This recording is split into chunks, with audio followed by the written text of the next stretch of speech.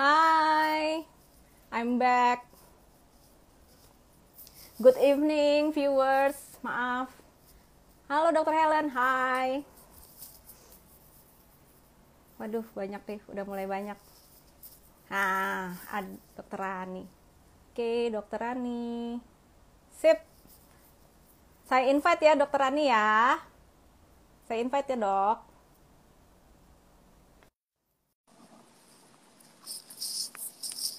Sudah saya invite ya, Dok.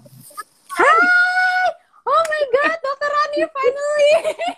Aku udah deg-degan loh. Sama kan? Mirip kan kita. Oh iya, gila, ini bener-bener dua eksotis.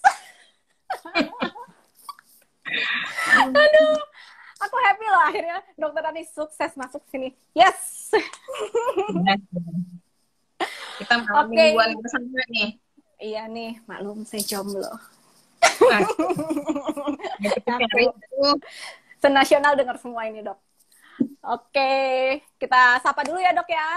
Selamat Ya, malam. betul. Selamat malam sahabat ID Dems. Kembali dengan saya dan saya Dokter Wori dan Dokter Rani sekarang sudah hadir bersama kita untuk memberikan topik penyakit jamur kulit segera obati sebelum bertambah luas. Ini adalah episode sudah ke-60 loh. Ke-60 dari ID Derms. Nah, ID Derms adalah suatu platform edukatif untuk kesehatan kulit, kelamin, dan juga kosmetik yang kontributornya adalah seluruh spesialis kulit dan kelamin di Indonesia. Termasuk dokter yang cantik ini. Dokter Rani ini, saya kenalin dulu ya, Dok ya. Boleh ya, Dok? Ya, Oke, sip. Dokter Rani ini adalah seorang dermatologis atau SPKK. Saya sebutkan dulu deh biodatanya ya. Dok, maaf, saya nyontek ya, Dok. boleh. Kepean. Dokter Rani SPKK MKes Fins Div.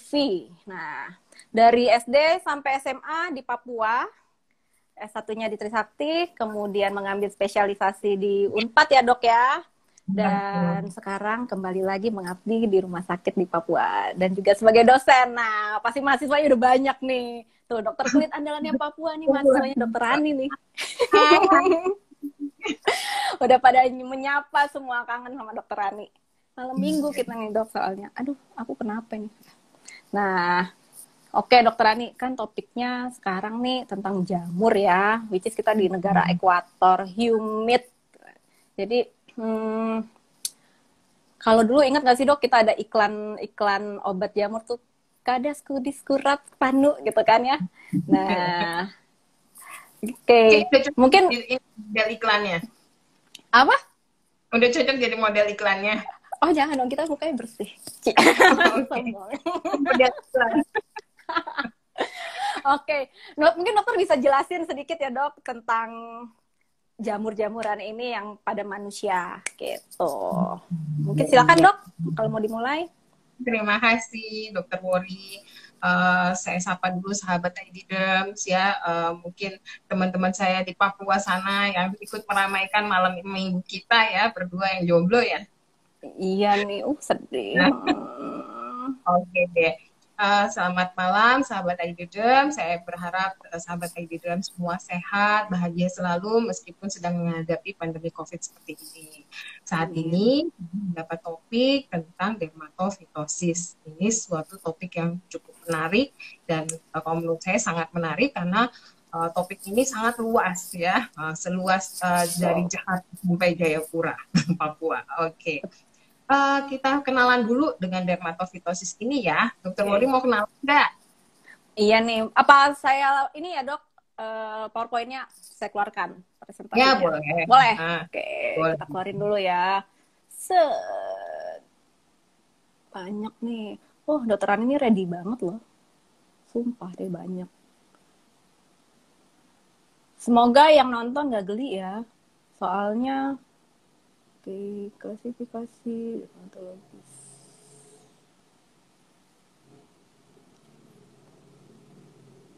Maaf, Dok.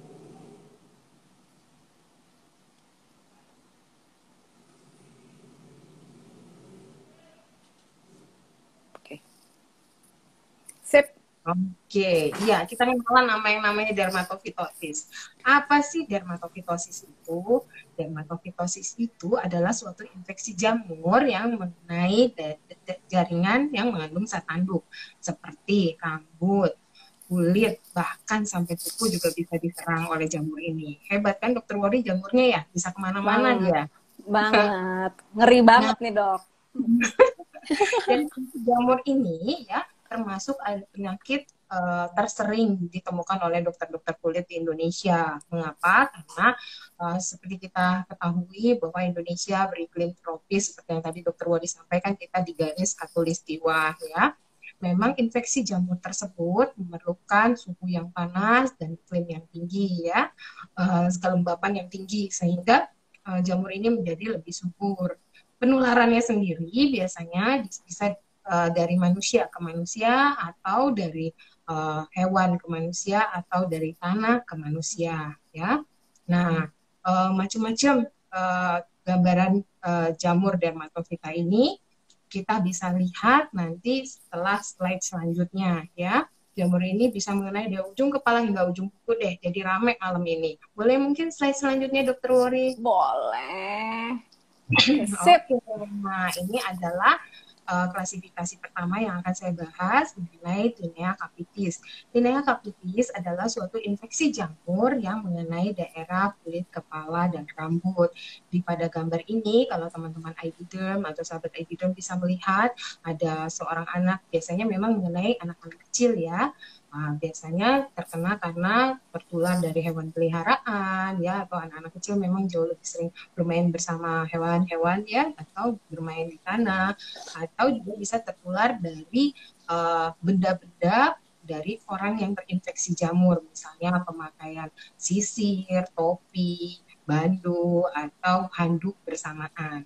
Nah, biasanya penderita akan datang diantara orang tua jelas ya, dengan keluhan ada sisik-sisik di kulit kepala anaknya yang seringkali menimbulkan rasa gatal dan kelihatan kepalanya seperti botak ya, atau di Jakarta sebut pitak mungkin ya.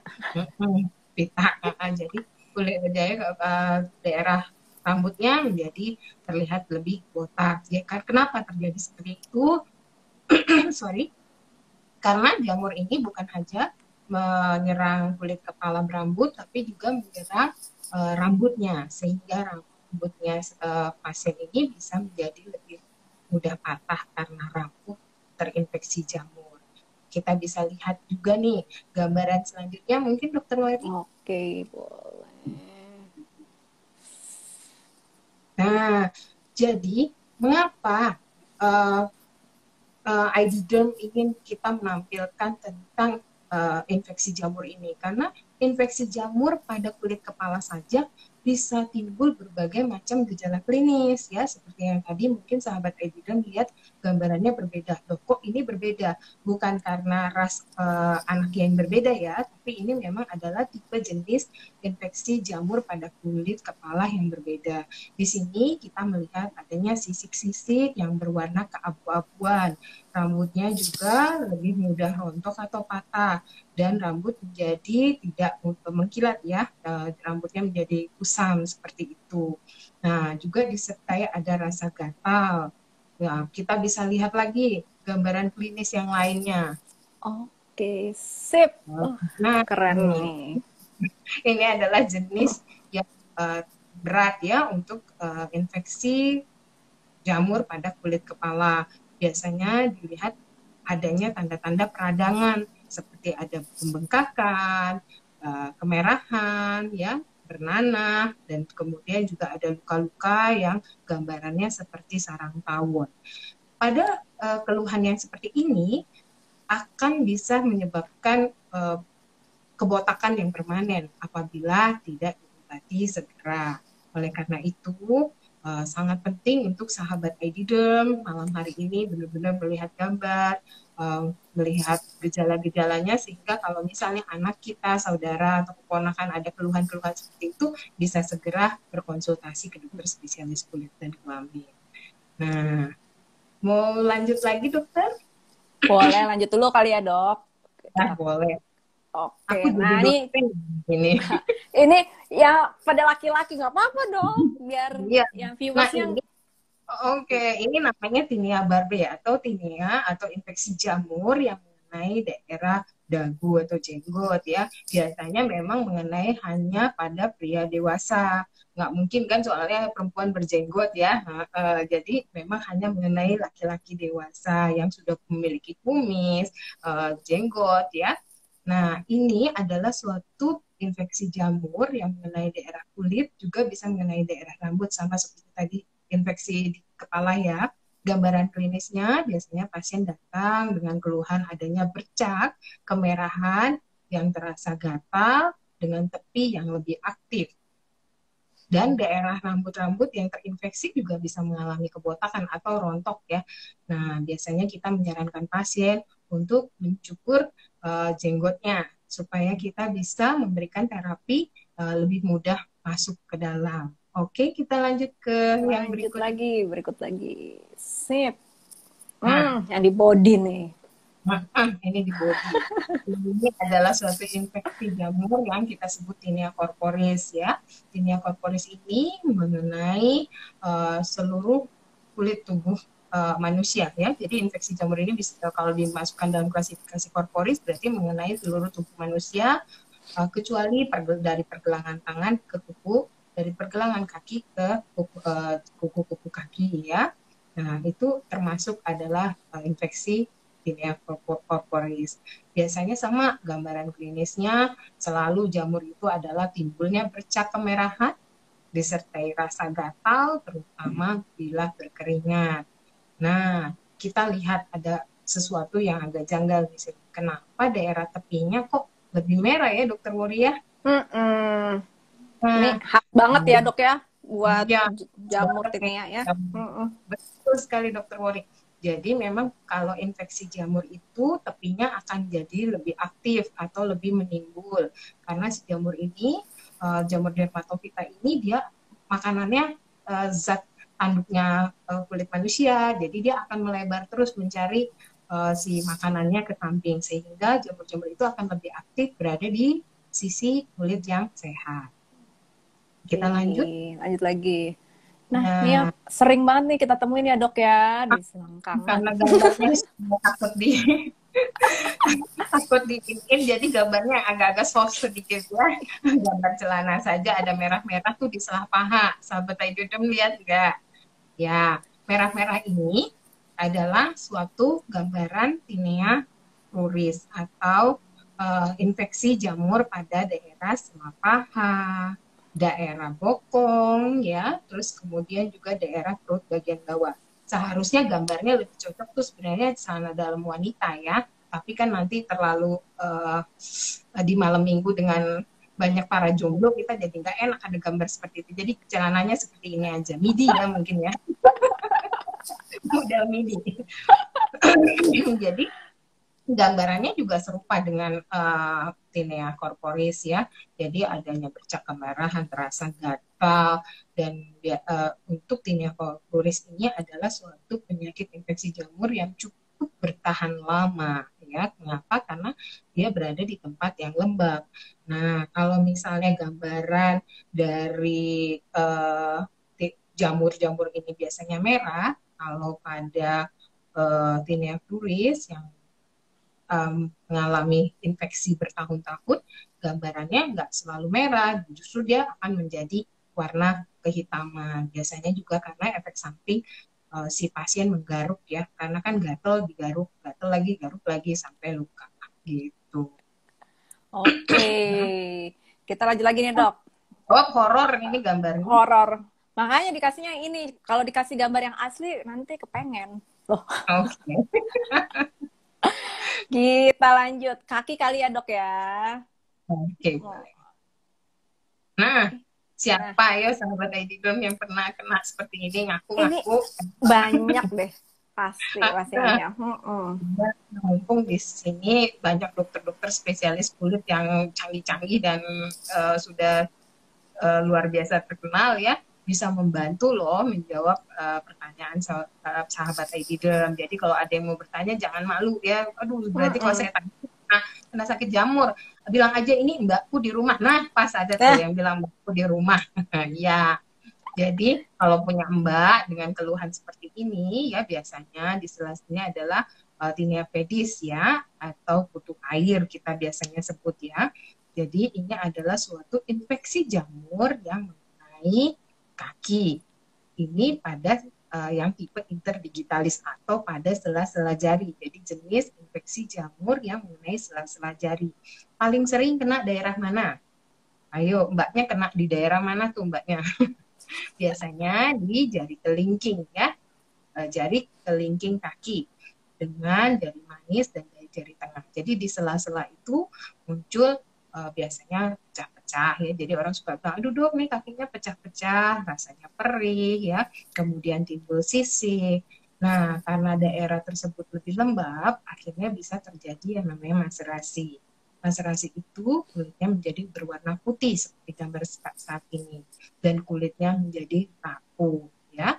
Nah, jangan salah loh, infeksi jamur seperti ini kalau dibiarkan lama-lama nanti biasanya bisa menyebabkan infeksi yang lain juga karena kulitnya terbuka ya, jadi bisa terjadi infeksi yang lain. Oke. Nah, kan jenis jamur di kaki banyak nih, Dok. Kita lanjut lagi nih, Dok. Boleh lanjut, Dok? Boleh dong. Mantap. Wah, ini nih. Sering nih. Wah, ini nih. Ini kesukaannya dokter siapa ya?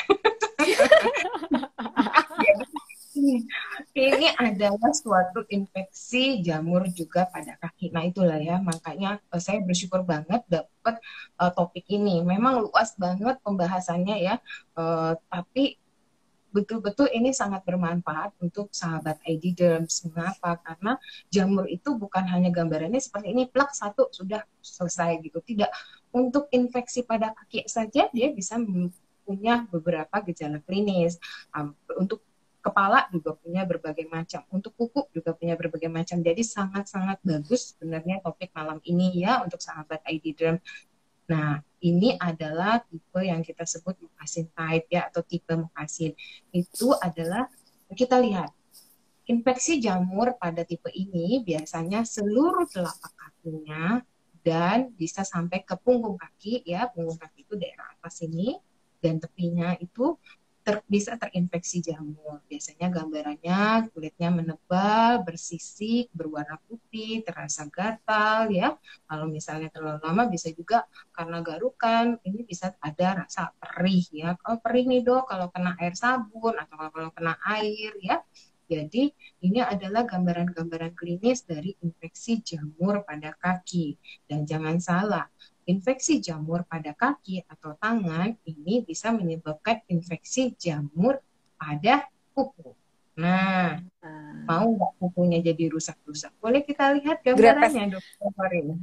Grepes-grepes kukunya ya, Dok ya? Ya ampun.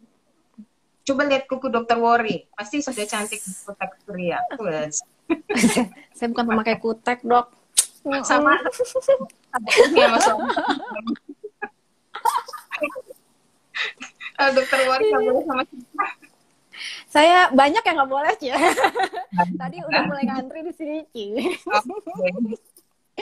Dok. Nih gambaran kukunya serem banget ya. Nih topiknya Dokter Rani nih kayaknya ditonton banyak mahasiswa nih buat ujian. Ujiannya Dokter Wari apa ujiannya saya nih? Kita sama-sama pendidik soalnya. Bocor deh soal malam ini. Bocor malam ini, Dok. Ganti soal. Jadi kalau ini adalah infeksi jamur pada kuku, bisa disebabkan karena infeksi jamur pada kaki seperti yang tadi saya sebutkan. Jadi dari punggung kaki dia menjalar ke arah kuku ya. Nah, lihat kukunya rusak. Kenapa sih kukunya bisa rusak? Karena si jamur ini seperti tadi kita sebut makanannya adalah zat tanduk ya. Jadi dia akan masuk ke dalam kuku, merusak kuku sehingga kuku kita akan awalnya berubah warna.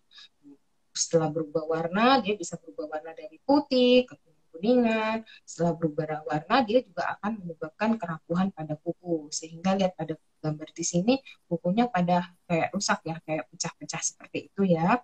Nah, ini pengobatannya cukup lama loh. sahabat ID Derm, sehingga jangan tunggu kukunya rusak seperti ini atau tunggu menyebar seperti gambar di sini. Ini kalau kita lihat hampir ke 5 kuku jarinya sudah terinfeksi semua ya. Jadi kalau misalnya ada keluhan seperti ini, sebaiknya sahabat ID Derm segera berkonsultasi ke dokter spesialis kulit dan kelamin untuk segera mendapatkan penanganan. Oke, mungkin ada gambar lainnya, Dokter Wori? Oke. Oh, ini belum tadi, Dok. Mau dijelasin, Dok? Atau mau langsung ke badan? Boleh. Nah, ini yang di tangan. Ya, jadi kalau tadi ada infeksi jamurnya di kaki, sekarang ada infeksi jamurnya di tangan. Tangan itu dari pergelangan tangan sampai ke punggung tangan ya. Itu dibilang infeksi jamur untuk pada tangan ya. Gambarannya sama, pasti selalu adanya bercak-bercak kemerahan, kemudian dengan tepinya yang lebih aktif atau menimbul ya, dan bagian tengahnya terlihat lebih tenang ya, tidak menimbul gitu ya, lebih datar, dan biasanya disertai dengan gejala gatal. Nah, kalau misalnya jabat tangan, tangannya begini, mau nggak Dokter Bori? Malas ya, Dok ya. Kita kalau dokter kita kalau pas salaman sakit gitu, oke, tahu. Ini kayak jamur nih. Ini kayak jamur nih. Tapi untung nih, sekarang kan masalah pandemi COVID ya, masa pandemi kan kita jadi hanya boleh dari jauh ya? aja. Oke, jadi aman ya. Oke. Dok, yuk ada yang lain mungkin, ada yang khas-khas mungkin. Dok, aku mau ini nih. Kan kalau ini kan jamur-jamur yang kita sering temuin ya sebagai dokter spesialis kulit dan kelamin ya, Dok. Tapi kan sebetulnya ada tuh yang khas di Indonesia Timur sana ya, teman-teman di Indonesia Timur tuh ada, dia punya pattern yang beda untuk pola yang beda untuk jamur. Nah, gimana nih, Dok? Kalau di sana bisa, mungkin dokter bisa jelasin sedikit ya, Dok ya.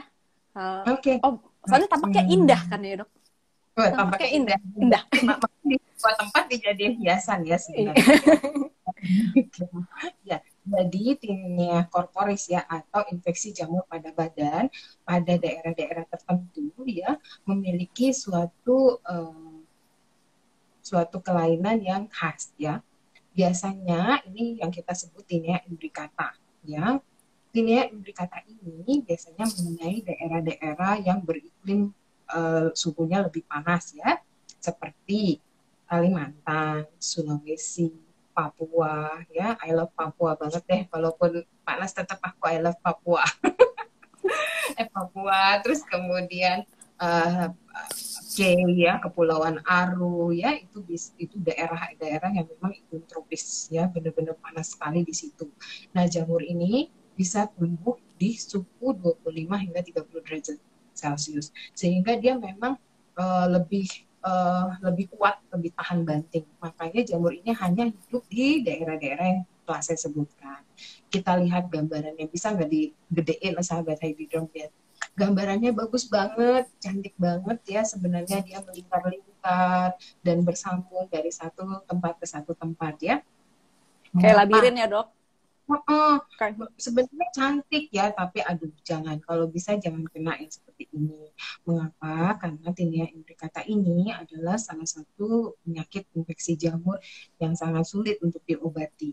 Ya, kemarin malam nih saya sempat ngobrol-ngobrol sama guru saya. Nah, guru saya sharing waktu ikut penelitian ke Raja Ampat, dari 5 pulau atau 4 pulau itu ketemu 54 orang dengan positif seperti ini ya. Jadi sangat disayangkan ya, dengan dokter kulit sudah begini banyak, kita harus berantas penyakit ini supaya hilang dari Indonesia lah kalau bisa ya, supaya nggak ada tuh di literatur adanya di Indonesia gitu ya.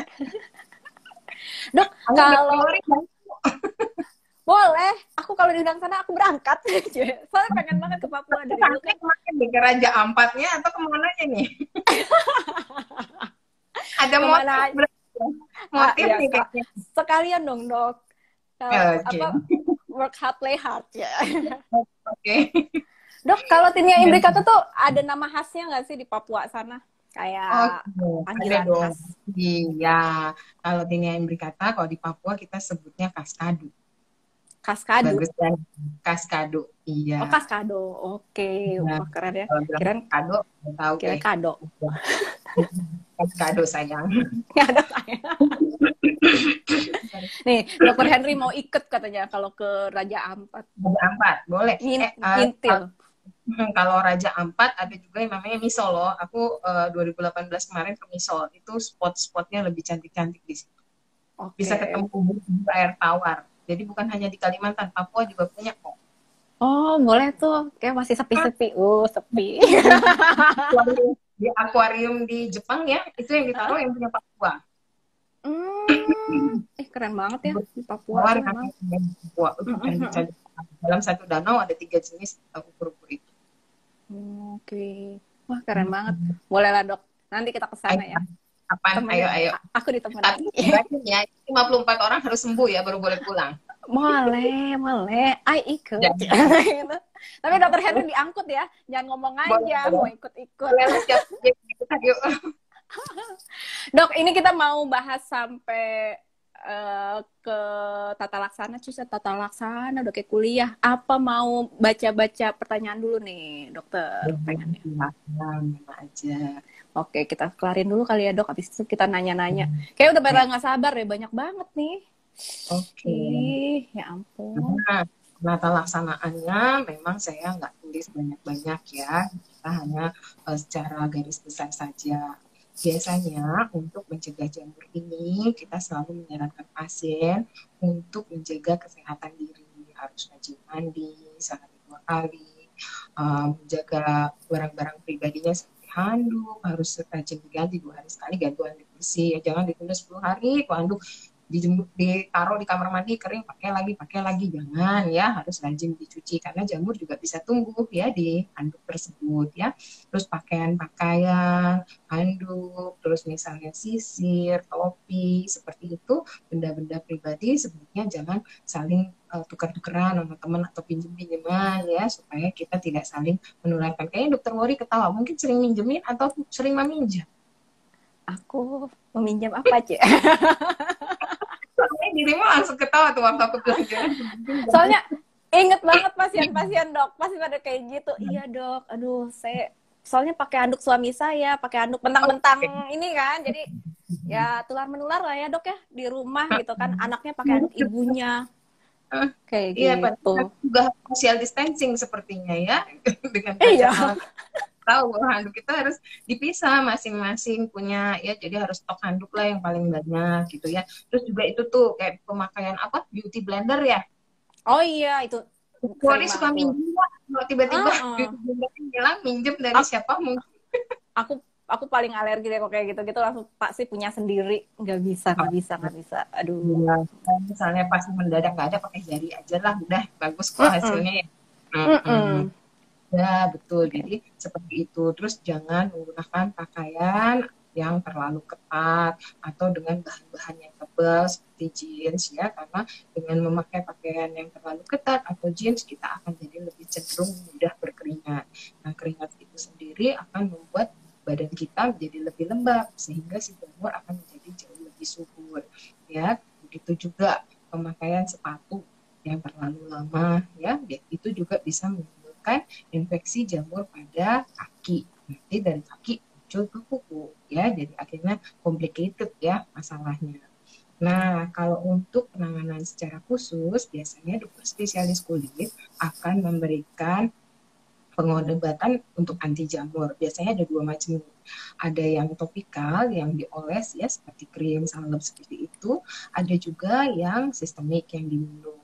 Nah, biasanya kita berikan dulu obat anti jamur yang topikal atau yang dioles. Kalau misal lesinya sedikit, tidak terlalu banyak ya, kita berikan salep. Yang pastinya salep itu harus dipakai rutin. Kalau misalnya dokternya bilang 2 kali sehari, harus dipakai 2 kali sehari. Misalnya harus dilebihin ya Bu, Pak, ke kulit normalnya ya, untuk mencegah si jamur berjalan-jalan ke kulit yang normal ya. Nah, itu harus semuanya dipatuhi. Nah, kapan kita mulai masukkan obat yang sistemik atau yang oral? kalau misalnya jamur ini sudah tidak mempan dengan penggunaan obat-obat yang topikal atau obat oles, atau jamur ini luas sekali ya, misalnya sepunggung-punggung sampai sebadan badan begitu seperti tinea indicata, itu sangat sulit kalau penggunaannya cuma dengan menggunakan krim ya, sehingga kita pasti akan memberikan terapi sistemik atau obat oral ya yang diminum.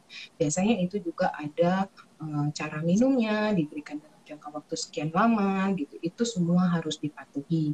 Jangan kita minum, oh ya sudah sembuh, udah stop dulu gitu. Banyak ya pasien-pasien, coba dokter Wori sering nggak gitu? Banyak banget ya. Dok, jadi ketunda lagi, kambuh lagi, kan balik ke kita kan, nggak kelar-kelar, udah tahu jamur lama kan ya dok ya ngobatinnya.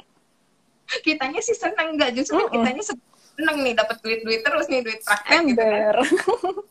Pasiennya kan gitu, kasihan pasiennya, kasihan juga tubuhnya kan, ada juga obat-obat yang memiliki efek samping kalau diminum dalam jangka waktu lama, sehingga justru sebenarnya kasihan pasiennya kalau pasiennya rutin saja minum obatnya teratur dan misalnya disuruh kontrol ya Pak Bu seminggu lagi ya kontrol gitu ya. Mengapa sih? Karena penyakit jamur ini kan menyerangnya sampai ke bagian kulit bagian dalam, sehingga kita perlu waktu untuk mengobati sampai ke bagian dalamnya gitu ya. Nah, sudah mungkin dokter Wori kita mulai baca-baca. Ini udah banyak banget nih dok, udah nggak sabar kayak pengen. Ya Allah, maafkan aku latah. Saya juga gabungkan dua orang yang bertipikal sama.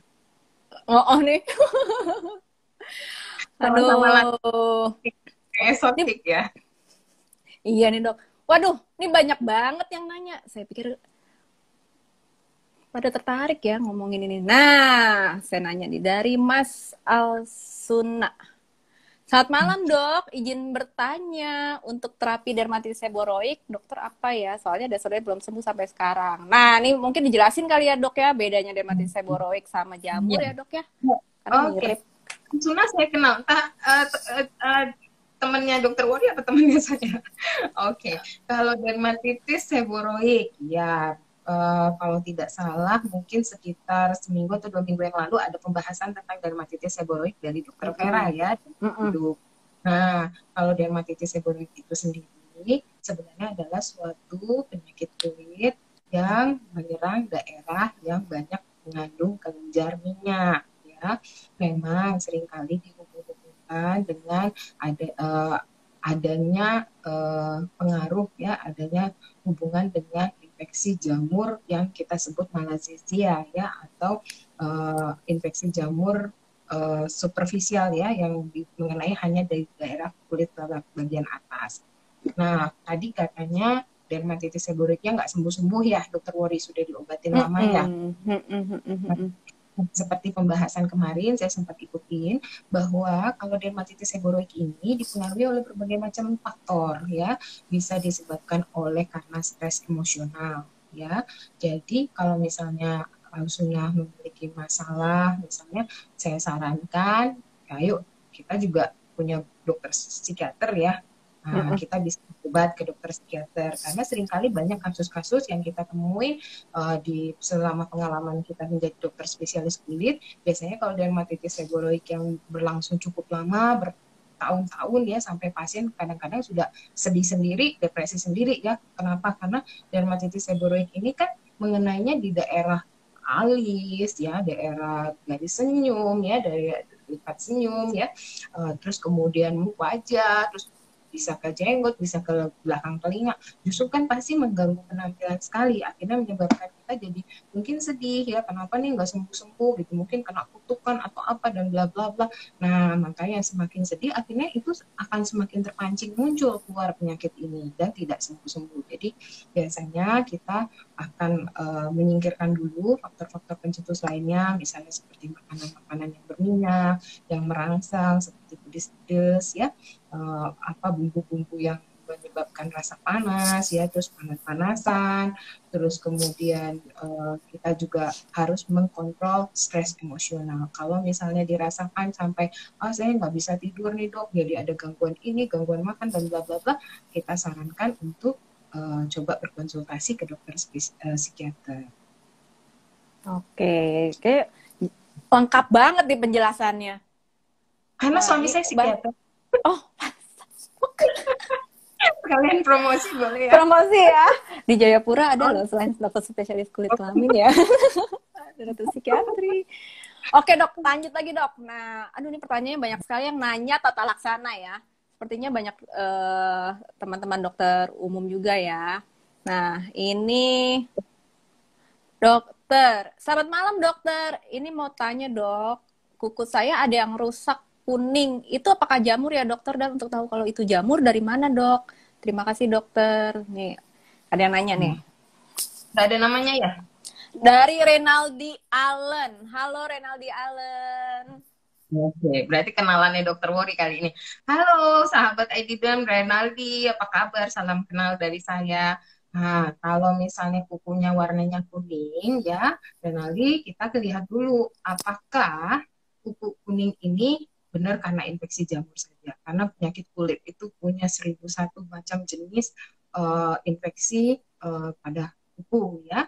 Jadi, infeksi kalau kukunya warnanya kuning, kita lihat dulu kukunya warnanya kuning, ada tanda-tanda lain tidak di situ. Biasanya kita mendede atau mencurigai penyakit lain selain jamur adalah psoriasis. Kalau psoriasis biasanya di kukunya itu ada seperti lubang-lubang atau seperti lubang-lubang kecil atau sumur-sumur dangkal disebutnya ya di lempeng kukunya ya. Kemudian bisa juga kukunya terlihat lebih mengkilat ya, karena biasanya efek menggaruk nih. Kalau pada pasien-pasien psoriasis biasanya mereka sering menggaruk daerah luka lesi-lesi kulitnya ya. Nah, selain itu, kalau misalnya kita mau mencurigai ke arah psoriasis, kita itu juga biasanya disertai dengan adanya gambaran klinis psoriasis. Apa sih? Kalau nggak salah, Dokter Andy ya pernah membahasnya psoriasis di ID Dom. Pokoknya ID Dom ini lengkap sekali lah Psoriasis. tentang sudah pernah dibahas banyak ya. Nah, jadi biasanya gambaran klinis pada psoriasis itu adanya bercak merah disertai sisik yang tebal. Justru kalau misalnya pada kulit kan infeksi jamur hanya bercak merah disertai sisik yang halus ya. Terus kemudian ada tepi yang aktif dan terasa gatal terutama bila kering. Kalau misalnya psoriasis ada bercak merah dengan sisik yang tebal ya berlapis-lapis, bahkan kadang-kadang sisiknya bisa dikletekin atau dilepasin satu ya. Jadi gimana cara penanganannya, gimana cara kita tahu ini jamur atau tidak, saya sarankan Renaldi untuk berkonsultasi ke dokter spesialis kulit dan kelamin. Nanti dokter akan melihat gambaran klinis yang ada bukan saja hanya di kuku, tapi yang ada di badan yang lain. Apakah ada clue atau misalnya tanda-tanda gambaran klinis lain selain adanya keluhan di kuku ini. Nah, untuk diagnosis pastinya biasanya kita melakukan pemeriksaan laboratorium ya. Kalau misalnya kita mencurigai infeksi jamur, biasanya nanti akan dilakukan pemeriksaan keluhan kuku sehingga akan dilihat di laboratorium ada atau tidak infeksi jamur tersebut. Karena kalau pada psoriasis kan itu karena penyakit autoimun ya, jadi nggak akan ketemu jamurnya. Tapi kalau untuk infeksi jamur pasti gitu. Begitu. Semoga bermanfaat dan cukup menjawab buat pertanyaan Renaldi. Renaldi ini lengkap banget loh dokter. Kapan kamu udah kayak konsul sehari loh, udah kayak telemedicine sama dokter Rani. Oh, nanti Lengkap. ujiannya langsung bisa lulus ya. Betul. Nah, Renaldi kalau misalnya masih penasaran untuk mengenai kuku, bisa ikut tuh episode berikutnya tentang kuku ya sama dokter Ari, SPKK ya. Oke dok, kita lanjut lagi pertanyaan. Aduh ini banyak banget pertanyaan, saya milih-milih. Ini banyak banget loh, ada yang nanya. Nih, Anatisto 53 menanyakan efek samping penggunaan obat anti jamur ngawur apa ya dok? Nggak sesuai jenisnya gitu. Maksudnya seperti apa ya Anas? Mungkin Anatisto mungkin lebih jelas lagi nanti. Mungkin dokter Ani ngerti nggak pertanyaannya? Aku nggak bingung sih pertanyaan ini. Kita ganti aja. Bingung takut salah jawab. Iya, kita apakah masuk efek samping ya? Oh ini lagi ada Ratu Aulia. Ratu Aulia, selamat malam dokter. Saya mau bertanya dokter, kalau ketombean itu jamur bukannya dokter? Terima kasih dokter. Silakan dok. Ya, halo Ratu, apa kabar? Ya, mungkin Ratu gelisah ya dengan ada keluhan ketombe. Ketombe ini memang termasuk salah satu penyakit yang bersama dengan dermatitis seborrheic ya. Jadi adalah suatu penyakit yang masuk dalam golongan penyakit dermatitis seborrheic. Seperti saya katakan tadi, dermatitis seborrheic ini adalah suatu penyakit yang muncul karena adanya peningkatan aktivitas kelenjar minyak. Nah, mengapa dia dihubung-hubungkan dengan jamur? Karena di kulit kita atau di kulit kepala kita ada flora normal jamur ya, yang jamur yang flora normal yang memang hidup di kulit kepala kita. Nah, dengan adanya peningkatan kelenjar minyak ya, ya jamur ini berperan untuk terjadinya peradangan di situ sehingga muncullah sisik-sisik itu ya, peradangan itu muncul seperti sisik-sisik yang kita sebut ketombe gitu. Mau Oke. pengobatannya? Pengobatannya boleh, Dok. Pembatannya supaya lengkap kan. Nah, benar-benar Gratis banget. kan. Jadi pengobatannya biasanya kita memberikan memang sampo sejenis yang anti jamur dan supaya menekan jumlah jamur yang meningkat karena peningkatan si kelenjar minyak tersebut. Nah, selain itu biasanya kita juga memberikan pantangan-pantangan makan seperti yang tadi saya bilang, misalnya makanan-makanan yang rangsang seperti yang pedis-pedis, makanan yang mengandung berminyak, ya panas-panasan, stres emosional yang bisa meningkatkan aktivitas dari kelenjar minyak tersebut. Wih, luar biasa nih penjelasannya. Ngeri. Terima kasih sayang. Lanjut ya dok, berikutnya dari Okay. Lindari. Dok mau tanya, apakah ada pantangan khusus bagi penderita penyakit jamur dan apakah bisa muncul kembali walaupun sudah diobatin dan bagaimana? Nah ini nih, menghilangkan bekas hitam akibat jamur di area lipatan. Nah kalau pasien dok, ingat ya dok, kalau datang, dok ini bisa hilang nggak dok bekasnya? Pasti itu yang ditanya pertama kali, bukan sembuhnya dok. Betul. Jamurnya malah bekasnya yang dipikirin ya. Iya, silakan dok. Oke, tadi saya bahas bekasnya dulu deh. Oke, kalau misal bekas hitam memang kita asli ya, memang jamurnya sudah tidak aktif, bisa bekas hitamnya nanti kita bisa bantu hilangkan dengan krim-krim yang mengandung pencerahan ya, untuk menipiskan warna kulit yang kehitaman tersebut. Tapi dengan catatan jamurnya harus sembuh dulu karena penyakit tinea cruris atau penyakit infeksi jamur pada sela paha, bokong itu biasanya cenderung menahun ya, sehingga karena menahun gambaran klinisnya atau keluhan dari jamurnya ini bukan merah tapi hitam gitu. Jadi jangan berpikir oh ini hanya tinggal bekas, bukan gitu. Kita harus pastikan dulu bahwa jamurnya sudah sembuh, baru kita fokus ke menghilangkan bekasnya supaya saya sama dokter Wori nggak mikir aduh nih jamurnya aja belum sembuh udah minta ngilangin bekas gitu. Bener banget. Jadi nggak fokus kita dokternya ya, Ember, bener dok. Nah Pertanyaan ini selanjutnya. berikutnya pantangan khusus dok dari penderita penyakit jamur. Apakah bisa muncul kembali walaupun sudah diobatin? Oke, ya, pantangan khusus. Biasanya sih kalau misalnya di literatur memang biasanya seringkali dihubungkan dengan penyakit kencing manis ya, sehingga biasanya kita larang makan makanan yang terlalu manis ya, atau sebenarnya mungkin juga kalau misalnya pasiennya nggak kencing manis, tapi hubungannya adalah kalau misalnya kita makan makanan yang manis dengan banyak karbohidrat kan akhirnya jadi overweight ya, jadi gemuk.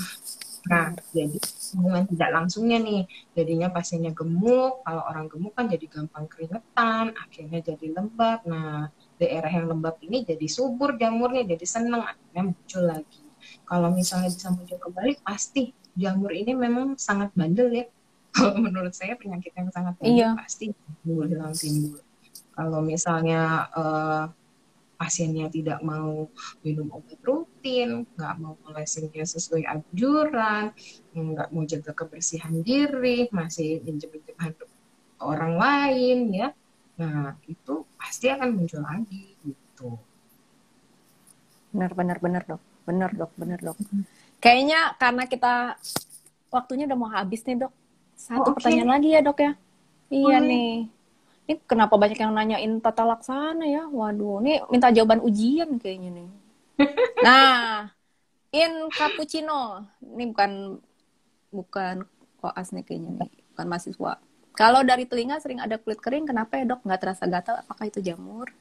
Oke, itu adalah suatu gambaran penyakit dermatitis seboroid biasanya ya. Seperti tadi saya bilang, biasanya penyakit dermatitis seboroid ini mengenai daerah yang mengandung banyak kelenjar minyak seperti daerah alis ya, garis senyum ya, kemudian juga belakang telinga dan bahkan bisa sampai ke dalam liang telinga ya. Nah, meskipun kita juga bisa mencurigai mungkin itu adalah suatu penyakit jamur. Supaya lebih pasti, tadi cappuccino ya namanya ya, bisa Cappuccino. oke. Cappuccino bukan dalgona cafe bukan ya? Bukan. Oke, jadi Capek dok. oke, capek ngaduknya. Capek ngaduknya. Aku 2 kali gagal loh, sejujurnya. Aku udah gak sanggup. Pakai mixer sayang dan jumlahnya harus banyak. Bener juga. Nanti coba Oke. lagi.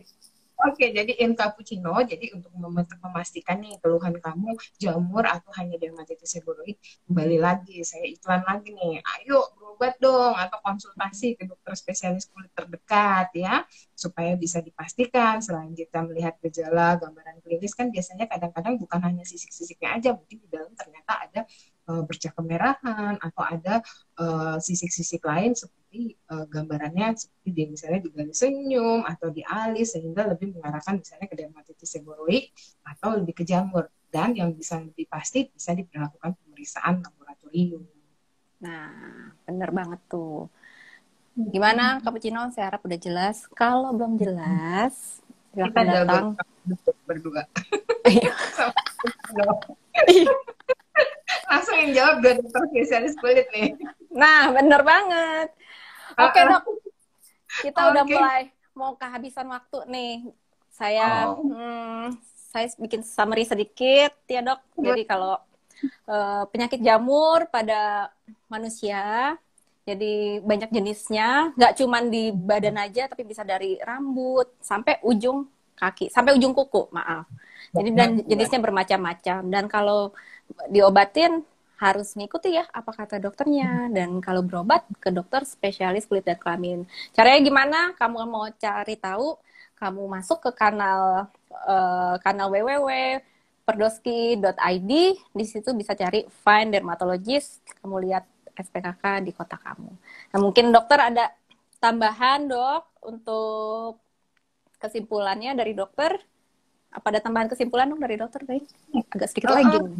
Ya, sebenarnya masih pengen ngobrol-ngobrol lama nih, malam Boleh. mingguan. Nanti kita telepon-teleponan.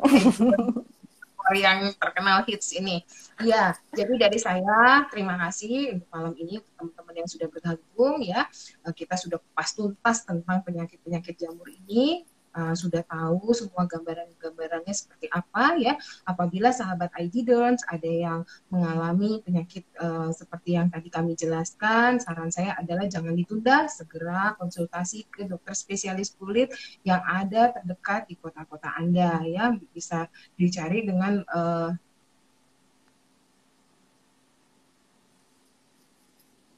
Wah, lagging lagi nih. Dicari di kanal perdoski.id. Mungkin kamu juga bisa follow IG-nya perdoski.id. Oke, silakan dokter Ani, balik lagi. Lagging dok tadi lo. ya, jadi bisa mengklik dengan ke emailnya www.perdoski.id.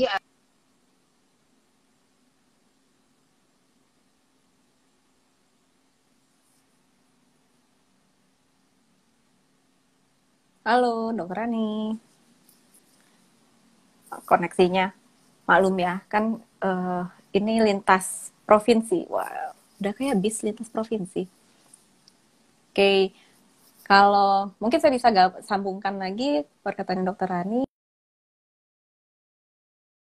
Dan waduh, dokter Ani udah live nih. Oke, kalau begitu saya akan akhiri pembicaraan malam ini. Mungkin kalau ada yang mau nanya bisa langsung ke dokter spesialis kulit dan kelamin di kotanya. Dan jangan lupa ikutin lagi untuk next episode mengenai kelainan kuku, kenali penyakitnya. Maaf ya, saya nyontek nih. Kelainan kuku, kenali penyakitnya dan maknanya untuk kesehatan dengan Dokter Ari, SPKK, dan hostnya Dokter Maria Charlotte. Kemudian jangan lupa ajak teman-temannya untuk nonton ID Derms, karena ID Derms adalah platform edukatif dengan platform IG edukatif untuk kesehatan kulit dan kelamin. Tidak hanya mengenai infeksi atau non-infeksi, tapi juga penyakit menular seksual dan kosmetik. Dan kontributornya adalah seluruh SPKK di Indonesia, dari Sabang sampai Merauke. Oke, malam ini sekian dulu sepertinya. Mungkin lain kali kita bisa ketemu lagi. Good night, sahabat ID Derms. Bye.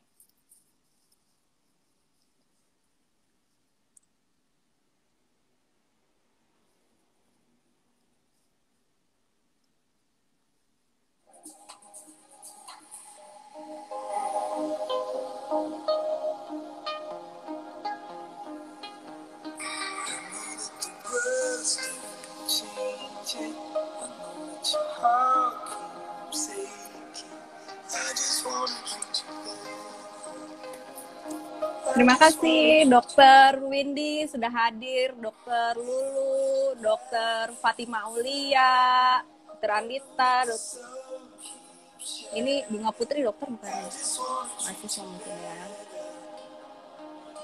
Halo sahabat viewers, halo Melati.